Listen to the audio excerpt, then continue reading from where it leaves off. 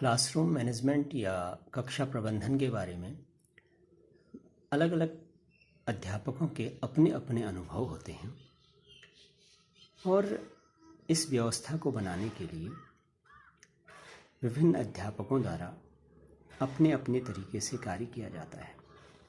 लेकिन अनेक अध्यापकों के द्वारा जो बातें रखी गई कि कक्षा प्रबंधन को किस प्रकार से काफ़ी हद तक ठीक किया जा सकता है, उनमें से कुछ बातें यहाँ पर व्यक्त की जाएंगी। क्लासरूम मैनेजमेंट के लिए कुछ स्ट्रेटजीज शिक्षकों के द्वारा दी गई हैं, जिनमें से कुछ का ये कहना है कि क्लासरूम के बाहर या गेट पर बच्चों का अभिवादन किया जाए। Greeting students at the door help the teachers set a positive tone for the rest of the day, boosting academic engagement and reducing disruptive behavior. अगर शिक्षक के द्वारा कक्ष में प्रवेश के समय बच्चों का स्वागत किया जाता है या उनका अभिवादन किया जाता है, स्वीकार किया जाता है, तो बहुत सारी अव्यवस्थाएं जो कक्ष में होती हैं, अनुशासनहीनताएं होती हैं, उनमें काफ़ी कमी आ जाती है, बहुत कमी आ जाती है और विद्यार्थियों को शैक्षणिक कार्यों में संलग्न करने में काफ़ी सहायता इससे मिलती है और पूरे दिन के लिए माहौल अच्छा हो जाता है। कुछ लोगों का ये मानना है कि establish, maintain and restore relationship, regular check-ins and focusing on solutions instead of problems can reduce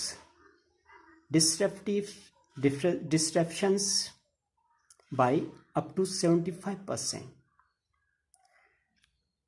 उनका ये कहना है कि यदि शिक्षक और छात्र के मध्य या छात्रों के आपस में जो रिलेशनशिप हैं, संबंध हैं, उनको हर दिन देखने की ज़रूरत है, चेक करने की ज़रूरत है और पहले तो एक अच्छा रिश्ता उनके बीच में स्थापित हो और फिर वो मेंटेन रहे, बना रहे और बार बार उसको रिस्टोर किया जाए।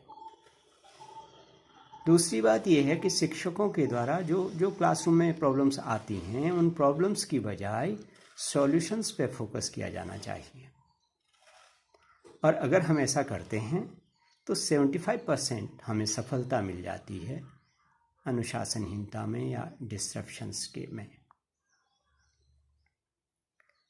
कुछ लोगों का ये कहना है कि reminders and cues are helpful ways to encourage students to follow instructions without being overtly controlling or forceful. It can be visual, verbal, ringing, etc. अर्थात बच्चे यदि कक्ष में अनुशासनहीनता करते हैं या अव्यवस्थाएं पैदा होती हैं,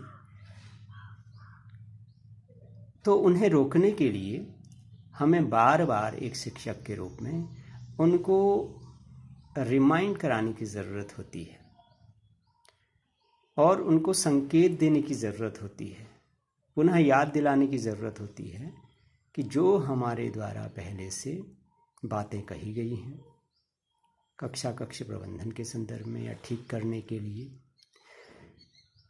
खुलकर या प्रत्यक्ष रूप से नियंत्रित करने की या ज़बरदस्ती या सख्ती के साथ कंट्रोल नियंत्रित करने की बजाय हमें उनको नियम, जो रूल हमने क्लासरूम के लिए बनाए हुए हैं, उनको याद दिलाने की ज़रूरत होती है या उस ओर संकेत करने की ज़रूरत होती है।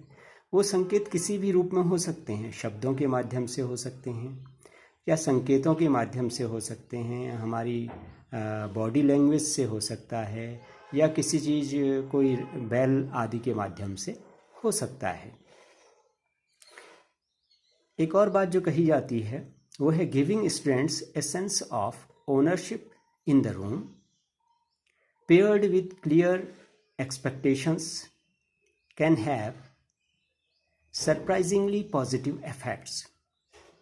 हमें कक्ष में बच्चों के ऊपर शासन नहीं चलाना है, बल्कि उनके अंदर ये भाव जागृत करना है कि वो स्वामी हैं। स्वामित्व का भाव उनके अंदर क्लासरूम में आना चाहिए और हमारी जो एक्सपेक्टेशंस हैं, जो हमारी आकांक्षाएं हैं उनके प्रति, वो बहुत क्लियर या स्पष्ट होनी चाहिए, वो उनको पहले से बता दी जानी चाहिए। तो ये बहुत ही सकारात्मक प्रभाव इसका पड़ता है कक्षा अनुशासन और प्रबंधन पर। इसके अलावा acknowledging positive behaviour and ignoring low level disruptions can be more effective than punishing और डिसिप्लिनिंग स्टूडेंट्स।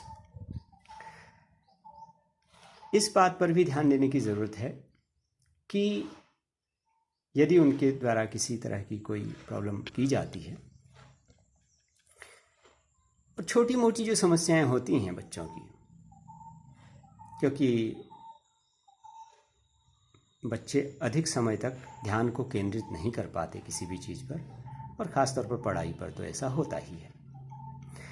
तो उनके द्वारा जो छोटी छोटी शरारतें की जाती हैं उनको बहुत ज़्यादा महत्व देने की आवश्यकता नहीं होती।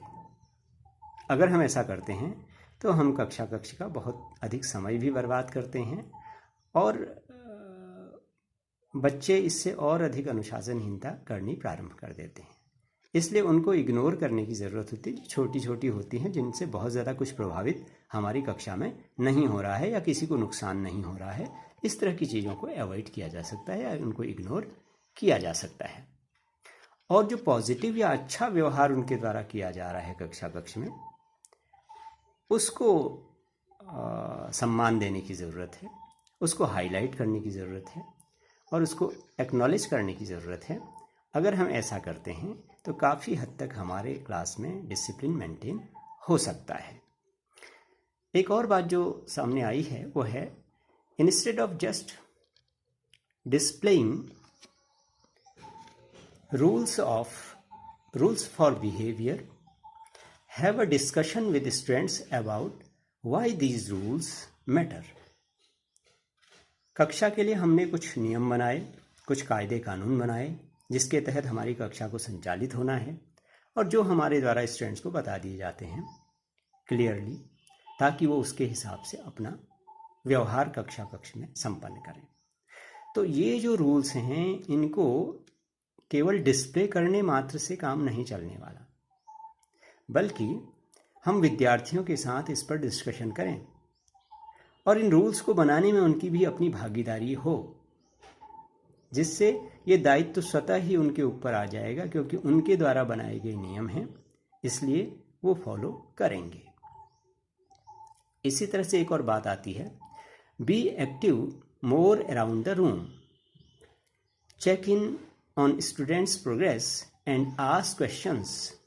Smiling and making eye contact can reduce distance with students।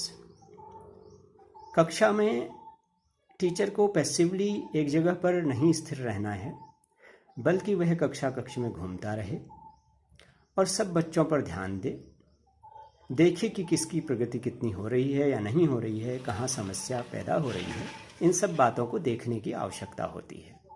उनसे क्वेश्चन करे, उनकी प्रोग्रेस को जाने और मुस्कुराए, आई कांटेक्ट बनाए उनके साथ में। इसके द्वारा जो क्लासरूम डिसिप्लिन है उसको बनाने में मदद मिलेगी।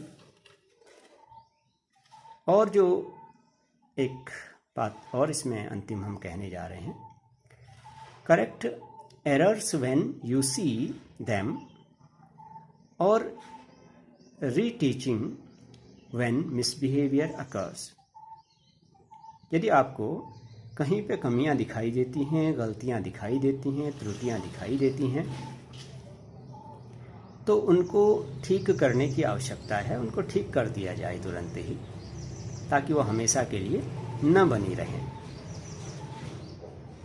और यदि कहीं पर उनकी समझ में नहीं आता है, उस वजह से कोई प्रॉब्लम हो रही है, तो उसको भी तुरंत ही निदान कर दिया जाए, उनको समझा दिया जाए, बता दिया जाए। क्योंकि आपको मालूम है कि आज के समय में जो कॉर्पोरल पनिशमेंट है वो एक तरह से बंद है, बैंड है। इसलिए अब आप मार कर या डांट कर बच्चों को शांत नहीं कर सकते या डिसिप्लिन नहीं बना सकते हैं। और डिसिप्लिन का मतलब वैसे भी कक्षा के बिल्कुल शांत होने से नहीं है। बिल्कुल शांत होने का मतलब ये मान लिया जाए कि वो डिसिप्लिन्ड हैं, अनुशासित हैं। यदि बच्चे आपके शिक्षण में इंटरेस्ट नहीं ले रहे हैं, खाली एक मूर्ति की तरह बैठे हुए हैं, दिमाग काम नहीं कर रहा है, कोई इंटरेस्ट नहीं है, आप क्या पढ़ा रहे हैं उन पर ध्यान नहीं है, तो इस तरह के अनुशासन से आप क्या करेंगे? बल्कि खुलकर बातचीत होनी चाहिए, डिस्कशन होना चाहिए हर विषय पर, ताकि वो सोचना विचारना शुरू करें, उनकी प्रगति हो और वो रुचि लें आपके विषय पर, और स्वयं से ज्ञान को निर्मित करने का प्रयास करें। इसलिए इस तरह के डिसिप्लिन की आवश्यकता है जिसमें उनकी भागीदारी स्वयं की हो। तो आज हम इतनी बात रखेंगे, इसके बाद अगले कड़ी में फिर आपके सामने प्रस्तुत होंगे।